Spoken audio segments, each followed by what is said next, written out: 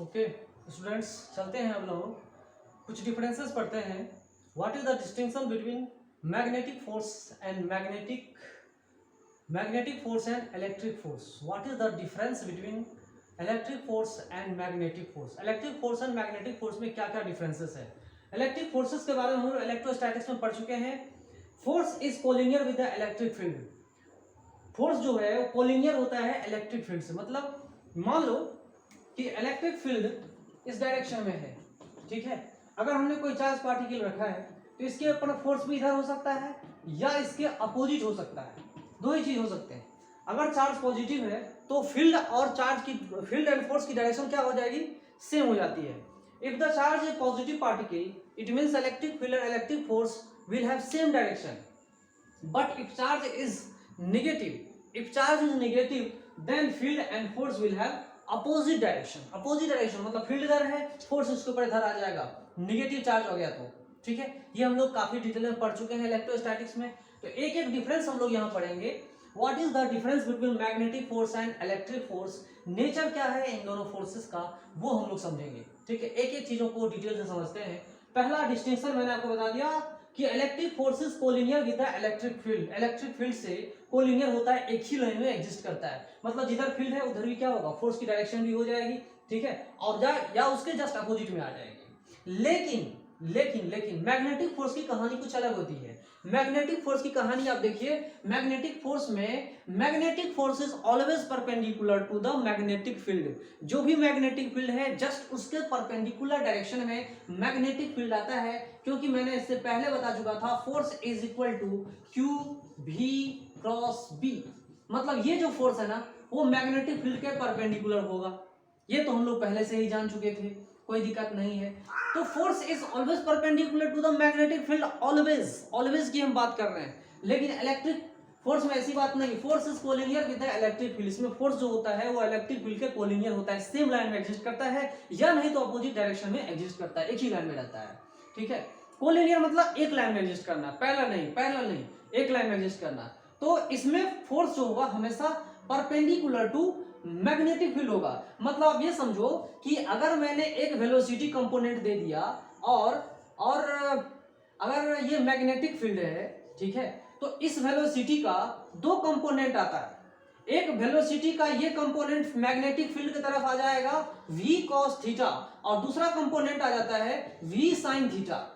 ये v sin theta जो है ना, ये वेलोसिटी का परपेंडिकुलर कंपोनेंट, सॉरी वेलोसिटी का ये जो वेलोसिटी है ना, ये मैग्नेटिक फील्ड के जो परपेंडिकुलर डायरेक्शन में जो वेलोसिटी है, यही वेलोसिटी क्या करता है, मैग्नेटिक फोर्स एक्सर्ट करने के लिए मजबूर कर देता है। तो जो अगर हम मैग्नीट्यूड पढ़ना चाहते हैं, फोर्स की मैग्नीट्यूड पढ़ेंगे तो क्या लिखेंगे, क्यू भी परपेंडिकुलर इनटू मैग्नेटिक फील्ड। इस चीज को याद रखिएगा कि जो भी मैग्नेटिक फोर्स एक्सर्ट होता है किसी भी चार्ज पार्टिकल के ऊपर, वो उसमें जो वेलोसिटी आती है वो परपेंडिकुलर वेलोसिटी आती है।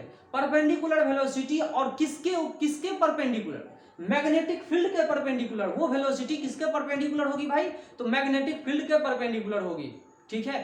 पैरेलल वेक्टर का कोई कंट्रीब्यूशन नहीं होता है। तो यहां पे ये भी लिख सकते हैं force is equal to zero, है ना। कब जीरो होगा, फॉर भी पैरेलल वेलोसिटी मतलब अगर एक वेलोसिटी का ये कंपोनेंट भी cos थीटा देता है तो ये कंपोनेंट जो होगा ना कुछ भी फोर्स एक्सर्ट कर नहीं पाता है, कुछ भी फोर्स एक्सर्ट नहीं कर पाएगा। इस मैग्नेटिक फील्ड में कुछ भी फोर्स एक्सर्ट नहीं कर पाएगा। जो भी कंट्रीब्यूशन आती है, जो भी मैग्नेटिक फोर्स का कंट्रीब्यूशन आता है वो वेलोसिटी का परपेंडिकुलर कंपोनेंट आता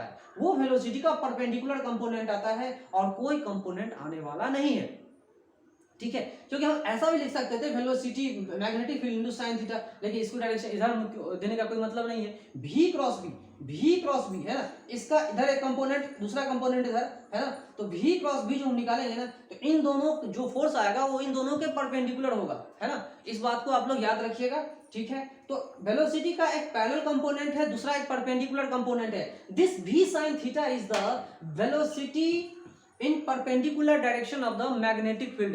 ये जो v sin थीटा है ना वो परपेंडिकुलर डायरेक्शन में है, उसी परपेंडिकुलर की मैं बात कर रहा हूं, ठीक है। सो मतलब याद रखिएगा इस चीज को कि वेलोसिटी का परपेंडिकुलर कंपोनेंट ही फोर्स एक्सर्ट करता है. Always remember that the perpendicular component of velocity will give the force on the charge particle in magnetic field, but parallel velocity will have zero force.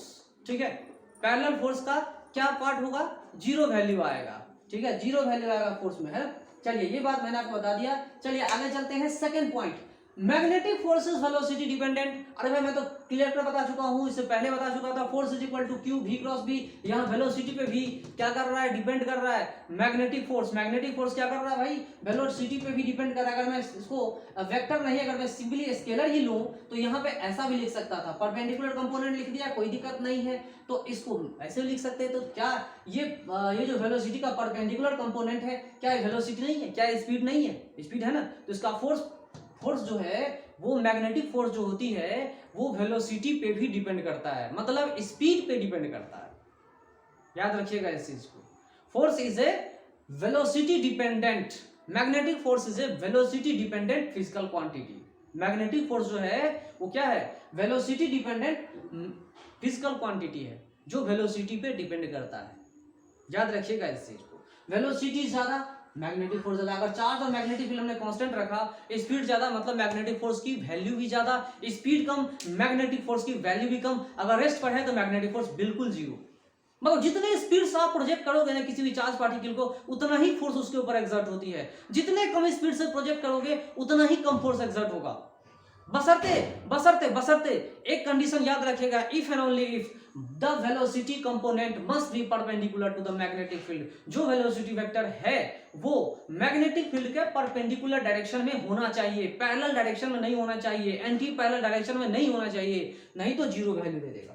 ठीक है, तो चलिए यहाँ पे magnetic force है velocity dependent physical quantity. तो अगर आपको कहीं कभी बोले कि क्या कोई फोर्स जो है वो वेलोसिटी पे डिपेंड करता है, बिल्कुल डिपेंड करता है भाई, सीधा वेलोसिटी पे डिपेंड कर रहा है. यहाँ पे आप देख रहे हो, है ना. चलिए यहाँ पर मैंने आपको क्लियर कर बता दिया. फिर यहाँ देखिए क्या है, इलेक्ट्रिक फोर्स में क्या कहानी हो रहा है. It does not depend on state of rest और motion of the charge particle. जो इलेक्ट्रिक फोर्स आप पढ़ते हैं या इलेक्ट्रोस्टैटिक्स में पढ़ चुके हैं, whatever you have studied about the electric force in electrostatics, it means it does not depend on state of rest or motion of the charge particle. In electrostatics you must have studied that a charge particle, force on charge particle is independent from the rest or motion of the charge particle. ये आप पढ़ चुके हैं. क्योंकि यहाँ पे force देखो भाई, फोर्स है क्या, अगर हम इलेक्ट्रिक फोर्स की बात करें, force is equal to charge into electric field. यहाँ पे कोई मोशन की बात ही नहीं हो रही, स्पीड की बात है ही नहीं, कहीं भी स्पीड की बात है ही नहीं. यहाँ पे चार्ज इनटू इलेक्ट्रिक फील्ड है, यहाँ वेलोसिटी पे डिपेंड करता ही नहीं. तो मतलब electric force is independent from the velocity of the charge particle. Either the charge particle is at rest और is moving with some velocity, electric force must will act on it. Electric force उसके ऊपर में काम करेगा. अगर zero rest पर कोई charge particle है, इलेक्ट्रिक फोर्स में हमने इलेक्ट्रिक फील्ड में हमने डाल दिया तो एक्सेलरेट होगा, सीधी सी बात है. अगर ज्यादा स्पीड है तो वो एक्सेलरेट भी हो सकता है और रिटार्ड भी हो सकता है. वो तो direction of electric field and projection of the particle पे डिपेंड करता है. अगर मैं मान लेता हूं कि मान लो इलेक्ट्रिक फील्ड इधर है और पॉजिटिव चार्ज पार्टिकल को हमने इधर प्रोजेक्ट किया तो एक्सेलरेट हो जाएगा. लेकिन नेगेटिव चार्ज पार्टिकल को हमने इलेक्ट्रिक फील्ड के डायरेक्शन में अगर हमने प्रोजेक्ट किया तो फोर्स अपोजिट डायरेक्शन में काम करेगा, मतलब पहले रिटार्ड होगा फिर एक्सेलरेट हो सकता है. ठीक है, ये भी कहानी है. लेकिन अगर नेगेटिव चार्ज को अगर आपने इलेक्ट्रिक फील्ड के जस्ट अपोजिट डायरेक्शन में प्रोजेक्ट किया तो एक्सेलरेट हो जाएगा. ठीक है, तो प्रोजेक्शन और जो भी है ये फोर्स किस पे डिपेंड करता है, स्टेट ऑफ रेस्ट पे डिपेंड नहीं करता. ये अलग कहानी है. ठीक है, वो जो होता है चार्ज इनटू इलेक्ट्रिक फील्ड, ये फोर्स चार्ज और इलेक्ट्रिक फील्ड के ऊपर डिपेंड करता है, ना कि उसके वेलोसिटी के ऊपर डिपेंड करता है. ठीक है, बात समझ में आ गई होगी. चलिए आगे चलते हैं. तीसरा जो डिफरेंस है, मेजर डिफरेंस है, वो क्या है, work done by it is equal to zero. Work done by magnetic force is equal to zero. इसका लॉजिक क्या है, इसकी कहानी क्या है, बिकॉज इसके दो कारण हैं. Work done by magnetic force is equal to zero, इसका मतलब क्या हुआ, क्यों जीरो होता है, क्योंकि जब perpendicular work done by it is equal to zero. क्यों होता है भाई, ऐसा क्यों होता है, क्या कारण है इसका? ये इसलिए होता है क्योंकि फोर्स जो है ना, फोर्स जो है वो वेलोसिटी वेक्टर के परपेंडिकुलर डायरेक्शन में होता है। मतलब फोर्स जो है वो डिस्प्लेसमेंट के ऑलवेज परपेंडिकुलर होता है, इस बात को याद रखिए। Force is always perpendicular to velocity component, means force is always perpendicular to displacement vector. Force is always perpendicular to velocity vector of the charge particle और force is always perpendicular to displacement vector। और work होता क्या है, force dot displacement और dot product is equal to zero. 90 degree पे जैसे ही आएगा force work क्या होगा, जीरो हो जाएगा। बात को याद रखिएगा, कोई दिक्कत नहीं है। तो change in kinetic energy is equal to zero because change in work done is equal to zero. It means there is no change in kinetic energy of the body. Body के काइनेटिक एनर्जी में कोई परिवर्तन नहीं होता है। मतलब body का मास अगर कांस्टेंट है तो स्पीड क्या होगा, कांस्टेंट होगा और काइनेटिक एनर्जी भी कांस्टेंट होगी। बॉडी मतलब यूनिफॉर्म स्पीड से मूव करता रहेगा।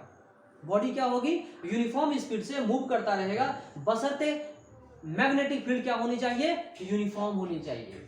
ठीक है, तो work done by is equal to zero. क्यों होता है वो मैंने बता दिया आपको, क्योंकि सर्कुलर पाथ में अगर कोई बॉडी मूव कर रहा है, अगर सर्कुलर पाथ में मूव कर रहा है, ठीक है, अगर मैंने बता दिया कि सर्कुलर पाथ में बॉडी मूव कर रहा है, फोर्स इधर मैं और डिटेल बताऊंगा, वेलोसिटी वेक्टर इधर है और इसके नीचे into the plane magnetic field आ रहा है, तो v क्रॉस b एक दूसरे के परपेंडिकुलर डायरेक्शन में है, तो वेलोसिटी और ये तो एक दूसरे क्या होगा, परपेंडिकुलर डायरेक्शन में आ गए। मतलब यहां से यहां का जाएगा तो डिस्प्लेसमेंट फिर क्या होगा, फोर्स वेक्टर के परपेंडिकुलर है। तो फोर्स वेक्टर और डिस्प्लेसमेंट वेक्टर परपेंडिकुलर डायरेक्शन में है तो भी क्या होगा, work done equal to zero है, तो पावर भी जीरो होगा।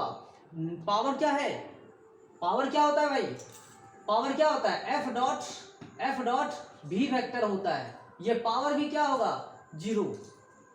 पावर क्या होगा, जीरो, याद रखिएगा इस चीज को। यहां पर पावर भी क्या हो रहा है, जीरो हो रहा है।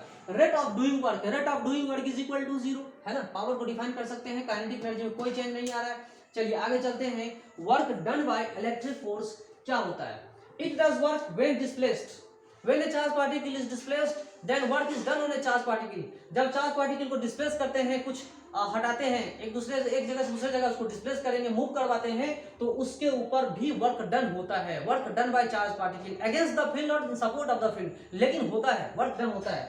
तो it does work when displaced, जब किसी चार्ज पार्टिकल को हम डिस्प्लेस करते हैं, थोड़ा सा घुमाएंगे तो क्या होगा, वर्क डन करना पड़ेगा।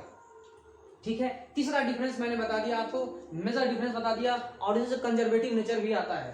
ठीक है, चलिए यहाँ पे it is a non central force, क्योंकि मैंने यहाँ पे बता दिया force is equal to q v. यहाँ तो कोई सेंट्रल वाली बात नहीं है, लेकिन ये जो फोर्स है वो क्या होता है, सेंट्रल हो भी सकता है और सेंट्रल नहीं भी हो सकता है। ठीक है, तो कूलम्ब्स लॉ जब हमने पढ़ा था फोर्स में, क्या पढ़े थे, 1/4 पाई एप्सिलॉन के, है ना, Q1 into Q2 by r square. ये सेंट्रल फोर्स है, ये सेंट्रल फोर्स है। कहीं कहीं सेंट्रल फोर्स जब है तो कंजर्वेटिव है और जब सेंट्रल फोर्स नहीं है तो कंजर्वेटिव नहीं है। जैसे कि मैग्नेटिक फोर्स भी सेंट्रल फोर्स है तो कंजर्वेटिव है और वो हमेशा कंजर्वेटिव होता है। लेकिन ये जो इलेक्ट्रिक फोर्स है वो कभी कंजर्वेटिव होता भी है और कभी कंजर्वेटिव नहीं भी होता है। ठीक है, चलिए आगे चलते हैं। यहां तक कि कंजर्वेटिव और नॉन कंजर्वेटिव नेचर, इलेक्ट्रोस्टैटिक्स में इलेक्ट्रिक फोर्स कंजर्वेटिव आता है और इलेक्ट्रोमैग्नेटिक इंडक्शन और कुछ जगहों पे ये नॉन कंजर्वेटिव नेचर दिखाता है। ठीक है, सेम इसके ऊपर भी अप्लाई होता है। मैग्नेटिक फील्ड, मैग्नेटिक फोर्स कभी कभी कंजर्वेटिव भी होता है और कभी कभी नॉन कंजर्वेटिव भी होता है ना।